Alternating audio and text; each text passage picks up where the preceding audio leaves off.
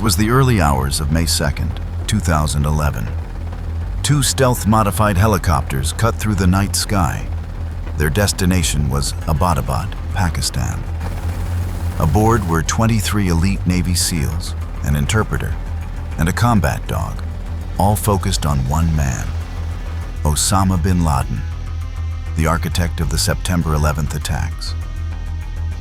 This highly classified operation, known as Neptune Spear, was a closely guarded secret, privy only to the highest echelons of the US government.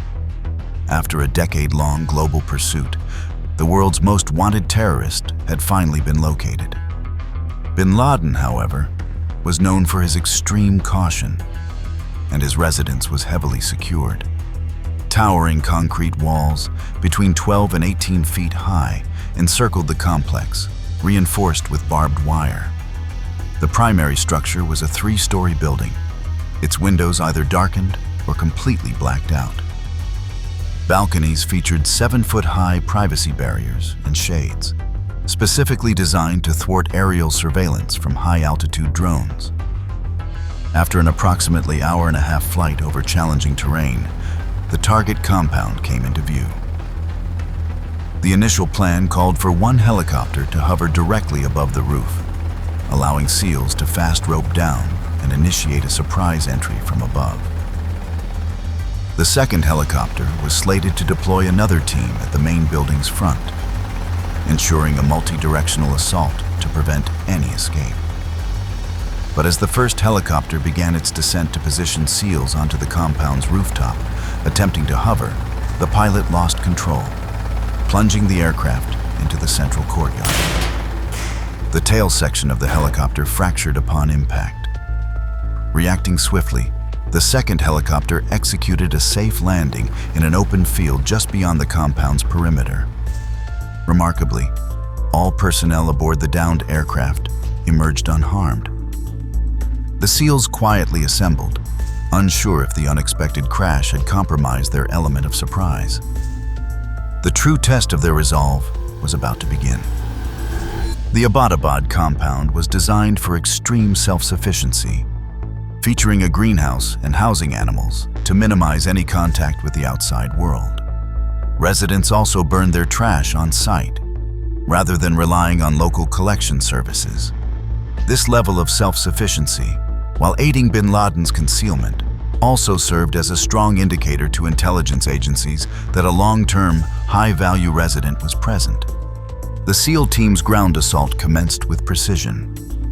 One team was specifically tasked with breaching the gate that led to the guest house, a separate structure within the compound. Simultaneously, multiple SEAL groups positioned themselves strategically around various entrance points on the ground floor of the main building. A final, crucial team was positioned outside the compound perimeter, ready to control any neighbors who might be awakened by the unfolding events. 3 SEALs initiated the breach of the guest house entrance. Inside the guest house, the team immediately encountered a man armed with an AK-47. Following a brief engagement, the guest house was secured, with 3 individuals neutralized. One of these was Abu Ahmed al-Kuwaiti. Al-Kuwaiti's elimination was a critical early success, as he was identified as bin Laden's trusted messenger and one of his closest confidants. After securing the guest house, the team at the south entrance carefully opened the main building's door and went into the first floor. The first room they checked was a normal living room, with low couches and flowery patterns. Across this living room, another room was set up as a simple classroom, where the many children of the house were taught Arabic at home. As the SEALs slowly checked the first floor, they saw a man moving quickly in the shadows of the hallway. He was swiftly engaged and neutralized. Soon after, in another room, a different man tried hard to grab a gun and was also neutralized.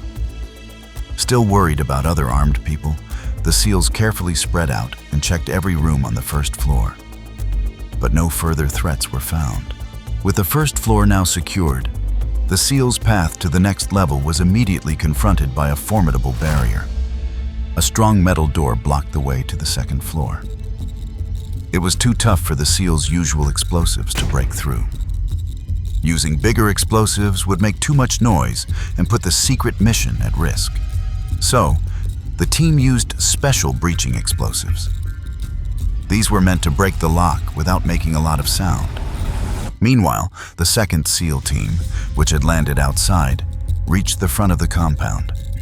After executing a charge to open the gate, the team carefully ascended the stairs. As they climbed, footsteps were heard from above. An individual in a white t-shirt appeared, seemingly curious about the disturbance. He was neutralized and later identified as Osama bin Laden's son, Khalid. Upon gaining access to the second floor, the team observed what appeared to be the compound's control center for high-ranking group members. These 3 rooms, despite the compound's lack of phones or internet, were where residents kept themselves updated about the outside world. They were filled with critical information, including multiple computers, hard drives, and various storage devices. This discovery confirmed intelligence about bin Laden's continued active leadership, indicating he was far from a mere figurehead. With the second floor secured and its valuable intelligence assets identified, the SEALs formed a tight, disciplined line and quietly ascended the staircase to the 3rd floor. The area was plunged into pitch blackness, so profound that even with night vision goggles, visibility was severely limited. They paused, listening intently and waiting patiently for any sign of movement. Suddenly, a fleeting glimmer of movement appeared. An initial shot rang out, mortally wounding the figure. The team immediately surged into the room. Inside, 2 women, bin Laden's wives, including Amal and Karia Saber, were in shock, while children cried, huddled in a corner. Before them, a tall male with a grayish beard lay on the floor. Additional rounds were fired to ensure the target was neutralized. They had found him. The target was eliminated. The code word Geronimo was transmitted, signaling the successful completion of the mission's primary objective. At 3:39 p.m. EDT on May 1st, Osama bin Laden was confirmed killed. Following the elimination of the target, the SEAL team immediately began the process of securing bin Laden's body. It was quickly placed into a bag as the team needed to transport it back to a base for definitive DNA testing. While the SEALs were confident in their visual identification of bin Laden, absolute certainty was paramount. While the body was being secured, other SEAL team members on the 2nd floor were rapidly securing as much intelligence as possible before the Pakistani military could arrive. They seized everything they could get their hands on: hard drives, laptops, phones, and documents.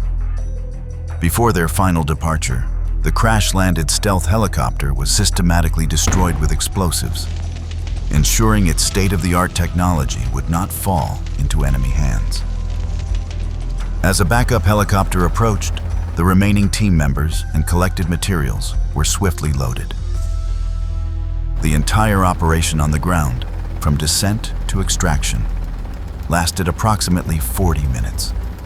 None of the SEALs were wounded or harmed, marking the conclusion of one of the most precise and successful special operations missions in history.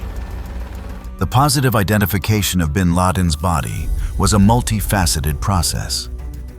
However, the most conclusive confirmation came from DNA testing.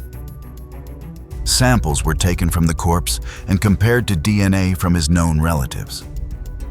The DNA test results confirmed with a 99.9% accuracy that the man killed was indeed Osama bin Laden. As President Obama prepared to announce bin Laden's death to the world, his burial was already underway. The decision was made against giving him a grave on land to prevent it from becoming a shrine for extremists and Al-Qaeda sympathizers. Instead, his body was wrapped in a white shroud, placed into a weighted bag, and lowered deep into the northern Arabian Sea from the deck of the USS Carl Vinson. This burial took place on May 2nd, 2011. From the compound, U.S. forces recovered a massive archive of intelligence. In total, nearly 470,000 documents were analyzed, offering one of the most extensive looks inside Al-Qaeda. The materials exposed active plots, identified operatives and safe houses, and revealed bin Laden's direct involvement. Far from being a figurehead, he was still issuing guidance and shaping the group's strategy. The United States conducted the operation without informing the Pakistani government beforehand, a decision driven by deep-seated distrust and the imperative of mission security. It was around 3 a.m. in Pakistan when the army chief was finally told about the details of the raid. Reports indicated that Pakistani forces only arrived at the scene after the SEALs had departed.